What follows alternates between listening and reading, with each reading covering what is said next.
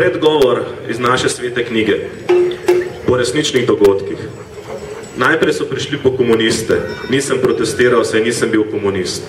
Potem so prišli po jude, nisem protestiral, saj nisem bil jud. Potem so prišli po katoličane, nisem protestiral, saj sem bil protestant.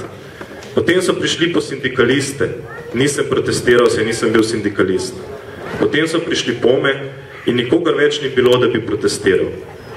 To je zapisal pastor Martin Niemöller okoli leta 76 pred zombi štetjem, verjetno o postajenju. Ta gospod je bil kasneje v nemškem nacističnem koncentracijskem taborišču. Protestiral ni toliko časa, dokaj niso prišli po njega. Rad bi še en drug člen iz naše knjige prebral, to je: vsaka mogočna reka je potoček pri izviru. Vsi mi smo ena majhna kapljica v tej reki. Ko reka rata potoček, ko potoček rata reka, takrat je noben več ne ostal.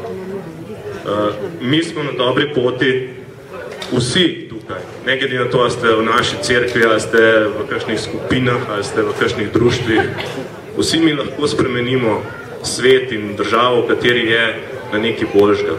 Ali se bo to zgodilo, ali se ne bo, je pa odvisno od vas.